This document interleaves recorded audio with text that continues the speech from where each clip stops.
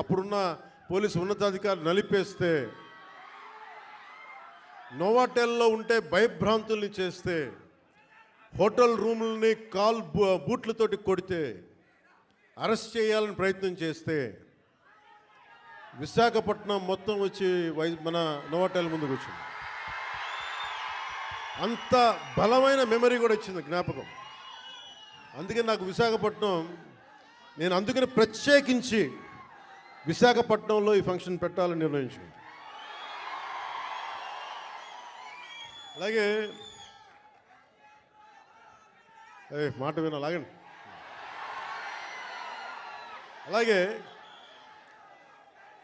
మీకు తెలుసు, మనకి వకీల్ సాబ్ కానీ మిగతా ఏ హీరోస్ అయినా ఈరోజు ఉప ముఖ్యమంత్రిగా అంటే కూడా మీతోటి పవన్ కళ్యాణ్ అని మీకు ఇష్టమైన హీరోగానే మాట్లాడతాను ఈరోజు.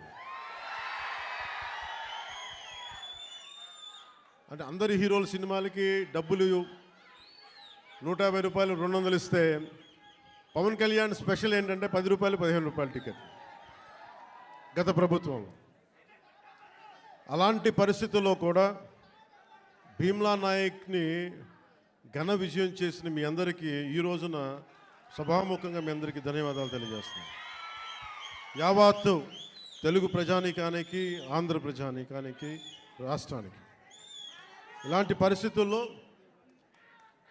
గౌరవ ముఖ్యమంత్రి శ్రీ నారా చంద్రబాబు నాయుడు గారి నాయకత్వంలో కూటమి ప్రభుత్వం ఏర్పాటు చేసిన తర్వాత సినిమాటోగ్రఫీ శాఖ జనసేన తీసుకున్నప్పటికీ కూడా ఇది మన ఇబ్బంది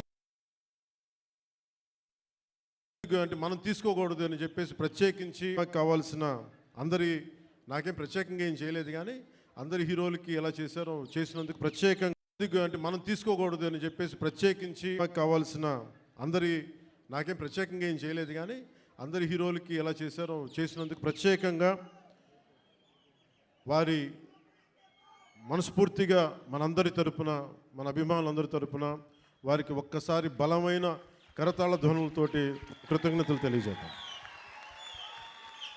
ఇందాకే వస్తూ ఉంటే మన యువ నాయకుడు, యువగళం ప్రతినిధి, 100 కిలోమీటర్లు ప్రయాణించిన నాయకుడు, తెలుగుదేశం యువ సారథి,